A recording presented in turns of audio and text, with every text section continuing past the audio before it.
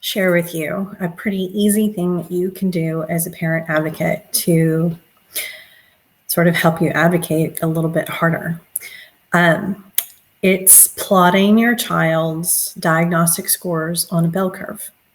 Now, bell curves, right? And you're instantly like all of your math anxiety is coming out big time, and all of those statistics tests that you had to take in high school and college, and just, skip all that, because this is just a super easy thing that is honestly anybody can do. You don't need to understand the calculations for standard deviations in order to plot your child's evaluation scores on a bell curve itself. It just takes a little bit of memorization. But this video is going to stay on our webpage, and two, I'm going to spell out all of the pieces of how to do this in a very robust piece. I haven't decided if it's going to be a DI blog post or if it's going to be a page on our website, but I will definitely share that information because this is just a crucial piece within your parent advocacy. So let's begin.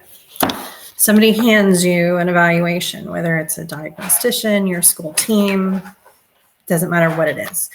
And any diagnostic test that is run, this applies to all of them. So whether it's an IEP or a 504 or whatever, this is going to work. So get yourself some handy paper. I don't have a ruler here. I don't know if you can believe that or not. So I'm going to use an envelope as a straight edge.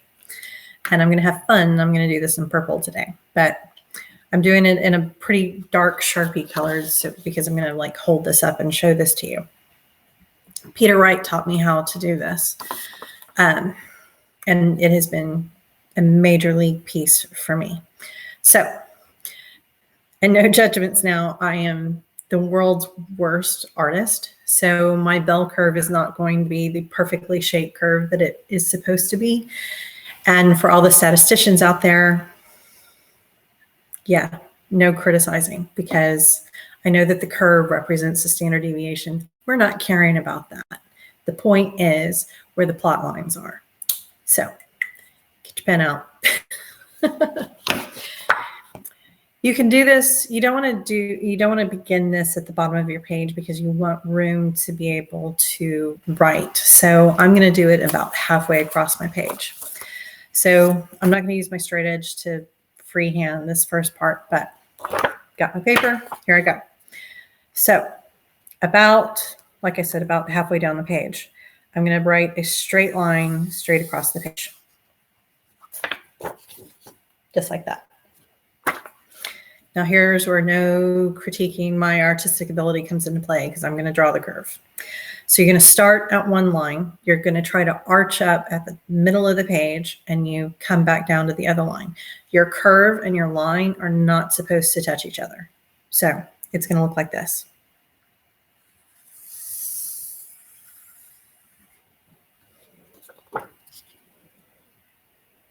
If I was a really good artist, my arch would be perfectly center in the page, but it's not.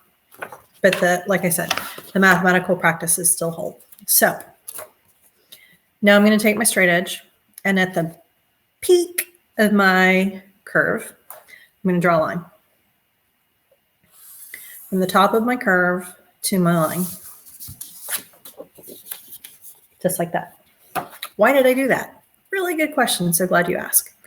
That point at the top, I'm going to write 0. And at the bottom, I'm going to write 100. That's our mean. I know, fancy mathematical term, right? But trust me when I say, we're going to keep going. And this is going to make sense, I promise. But start the memorization process here. A little bit over, I'm going to draw 2 more lines, one on each side of that. So here's my first line. I'm trying to get them as centered as I can. Here's my second line, and then I'm going to go out and do even 2 more.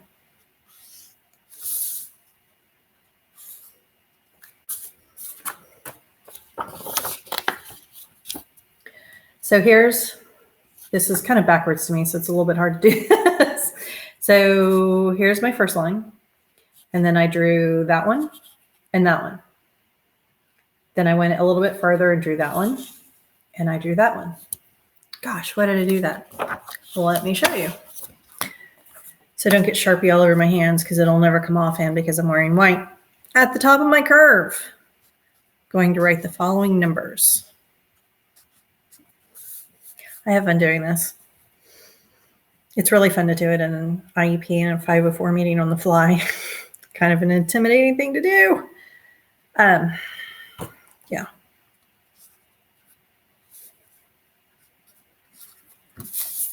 So I stuck some numbers here. So there's my center. I wrote +1 and -1. I'm going to explain all of this in a minute. And then I wrote +2, and then I wrote -2. I'm going to add a few more numbers to this. I know.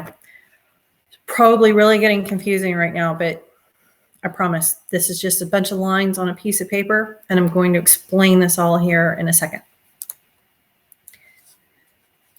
Write a few more numbers at the bottom of my graph.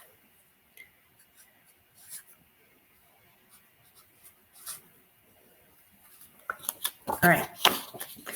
Now, as I added these numbers, things tend to start to make a little bit more sense. Got my 100. I've got 85 and 115. This is 100 plus 15 is 115, plus another 15 is 130. 100 minus 15 is 85, minus another 15 is 70. These lines would keep going in 15 increments, meaning 70 minus 15 is 55, minus 15 is 40, so on and so forth until you get all the way to 0.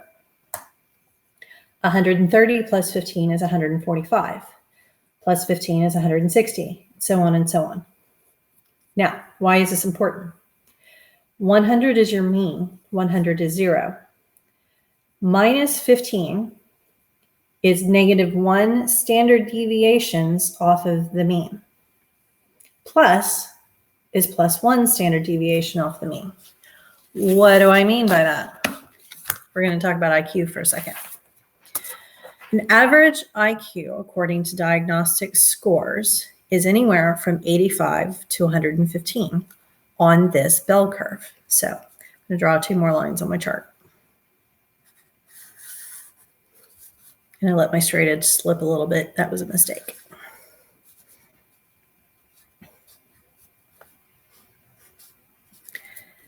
I have to color everything in. I can't let anything be incomplete. So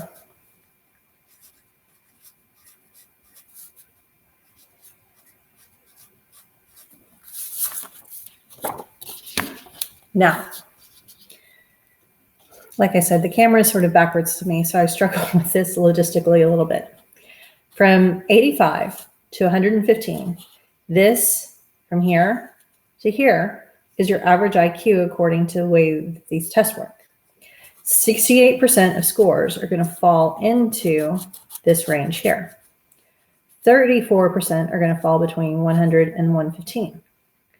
Anything above 115, you get further away from the mean on the positive side, which means the higher the scores go, i.e. higher than 130, you're talking about gifted range.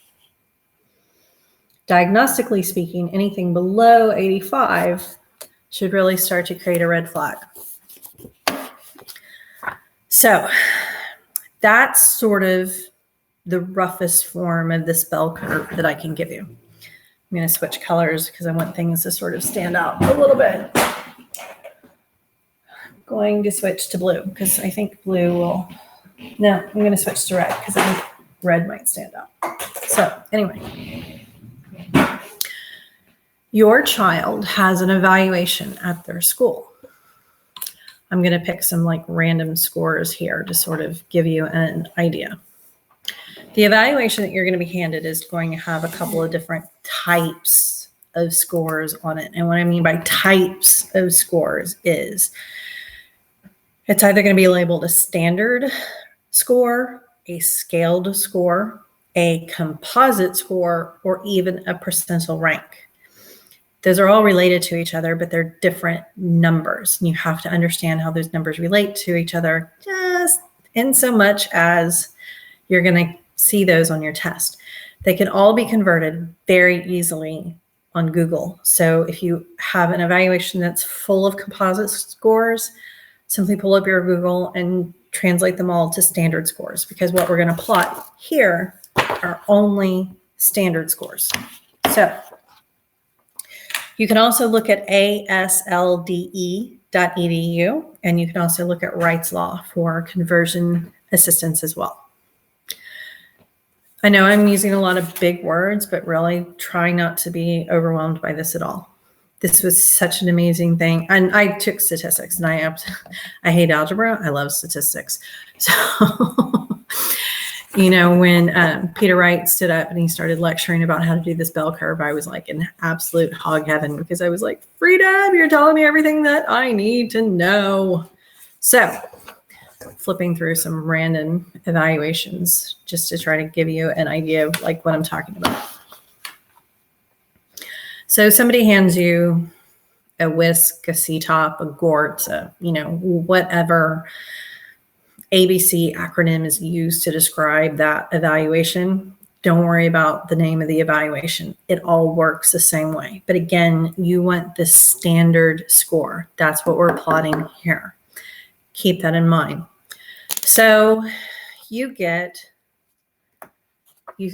see a specific test, and you want each of the subtests. You don't want to do the summary test overall. You want to plot each of the subtests themselves. So you've got your bell curve. I need my little pen here. Try to get this. There we go. So there's my mean. I have a subtest that shows me that this particular child has a standard score of 80. So I'm going to come here below the 85 and the 70, and I'm simply going to make a notation about that particular test. Try to kind of do it, where you think it would sort of fall on the plot itself. So that's 75, that's 80. It's about right there. So I'm going to plot this particular test, and I'm going to make a note of this test. Can you see it? Right there. It's an 80. An 80 is less than one standard deviation off the mean, which what that means in big, like crazy terms is it's below average. That's what that score means. Once you start plotting your child's diagnostic scores and things are consistently falling below average, and or you're seeing the balance of the strengths and you're seeing the balance of the weaknesses, but the weaknesses are consistently falling below that standard deviation mark of 85, you got a problem. You got something that you have to look at. And if the school is denying you services because they're saying that it's not big enough, yeah, it is. But that's going to be dependent upon where your child's IQ is. If your child's IQ falls within the average range, 85 to 115, the further you get below that 85 mark, the greater the issue is. So let's look at a child. This is going to be child, we'll call him John. So John is 117 IQ. Okay. John has 117 IQ. He's just above that average range. So he's +1 standard deviation off of the mean from a mathematical perspective. And he's got a visual perception score of 80. IQ of 117, diagnostic score of 80. Okay, I already have red flags. Those things are already screaming quite loudly to me. Let's look at something else. Written expression. Oh, I love this one. Written expression.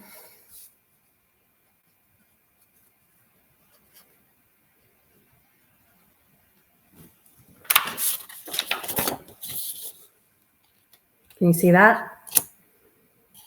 71. Now he's 1 point above 2 standard deviations below the mean. Huge, huge problem with a child that has 117 IQ. things are really kind of starting to come together. You can, like I said, you can plot every single diagnostic score that you get. That's a standard score on this bell curve. It's a very key thing that you can do in your advocacy. You can do this on the fly. All you have to do is memorize the table itself, that you've got the 0, you've got a pretty curve, you've got the line, your curve and your line do not meet each other. 0 is your mean. And every 15 steps is a plus or a minus off of that mean. It was such a, like I said, it was such a freeing thing to me when I was able to like see this. So as parents come to me and ask me for assistance and they send me their child's evaluation, I instantly draw a bell curve and I instantly start plotting the different diagnostic scores, all of the subtests themselves. And then you can very clearly see a pattern of strengths and weaknesses. And I always plot the IQ as well. And I'm always able to identify and say, okay, based on your child's IQ, you've got these core areas that, are really kind of screaming red flags here. And if you make this argument within the school team when you're talking about this, I think it's really going to assist you in trying to get your child services. So that's really kind of it. I mean, like I said, this isn't like too terribly complicated. It's just a lot of, not a lot, I'm going to take that back. It's just a little bit of memorization. So what I did when I very first learned this particular bell curve was I wrote it down in a place where I could always access it.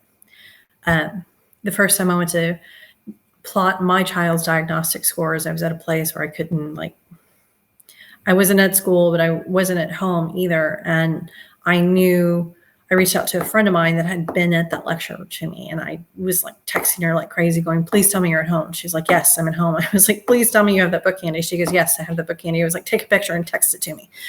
So she did. And since then, I've had this completely committed to memory so that I can 100% do this on the fly. But like I said, just have it sort of handy for yourself. And again, it's a few easy steps. You're going to draw a line across the bottom of the page, and you're going to draw a curve on top of it. Did it all over again. Draw a line, and you don't even have to have a straight edge if you don't. I'm going to freehand it this time. I'm going to draw a line at the midpoint. I'm going to draw 2 more lines above and below that midpoint as equidistant apart as I can kind of do it freehand. And then I'm just going to immediately write in a few numbers. At the midpoint, I'm going to write 100. And then I'm just going to add or subtract 15 as I go up and down the scale appropriately. So 115, 130 in one direction, 85, 70 in the other. This is when I'm doing it myself. This is usually all that I do because I know where the standard deviation marks are. And standard deviation is it's a term in statistics. It's an actual mathematical term, but and I'm not going to try to explain it here, but what's important to you when you're doing this is just that you're stepping further away from what is quote unquote norm. That's the key thing that you have to remember. Again, 85 and 115 is your norm. That's the top and the bottom of your range, with 100 being perfectly average. The idea is if everybody was perfectly average, 100 is your midpoint. That's your 0. That's your mean. Everything else steps away from that mean in further and further increments at steps of 15. So I'm going to do something. Draw a couple of lines just to make a point. So this is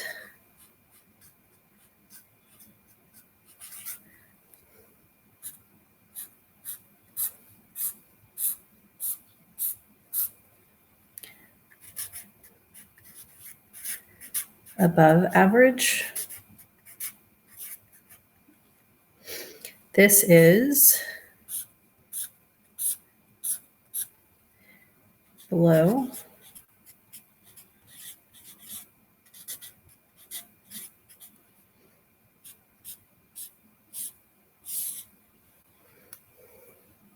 So, like I said, here is your center point. As you go to 115 to 130, the scores are considered above average. Anything above 130 is considered gifted. From 85 to 70, you're talking about below average. And anything 70 and below is very below average. So you're talking about some significant issues there. I remember the first time that my son was tested from a diagnostic point of view, specifically on his reading, his standard scores with anything reading related were in the bottom quadrant of the curve itself. So we knew instantaneously, because his IQ was above 100, we knew instantaneously that he had rather significant issues. And this was at the end of first grade. He almost didn't even test on the scale itself. That's huge red flags instantly. So we've had a couple of questions come in. I'm going to answer these real quick as we wrap up. Will you discuss the individual scores within the composite IQ? Some kids may come in with a below average composite score for IQ, yet the discrepancy is still there. That's why states can't use only discrepancy with composite IQs to determine a learning disability, i.e. the disability brings down the composite IQ scores.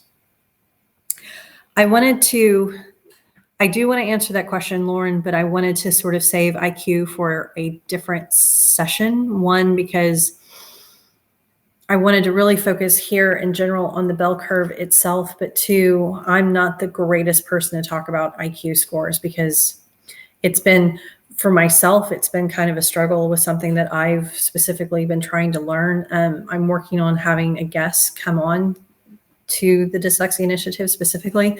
The only subject that we will talk about will be IQ and how all of that breaks down.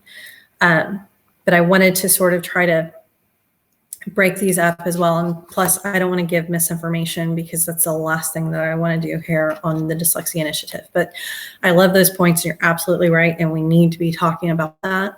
So please don't think that I'm dismissing you at all. We are definitely going to talk about it. We're going to talk about it really, really soon. Basically, as soon as this one particular person responds to my last email. But I will get that scheduled ASAP, I promise. I hope that this helps. And I hope that you feel empowered as you do this across the board for your own child and working for services. I'm going to, like I said, write all of this out in very detailed instructions on how to do this. And try to put a template on our website that you can download so that you don't have to create the bell curve if you really don't want to, but if you can, it's really awesome to do it on the fly in front of somebody. It's sort of an intimidating thing to do. I've done it before and it's definitely an eye-opening experience, but I hope that this helps. I hope that this empowers you in your own parent advocacy journey. I promise we will definitely circle back around to these IQ questions because they are 100% valid and we need to be discussing them a lot more. So happy Sunday, happy quarantine. Enjoy the rest of your weekend. Bye.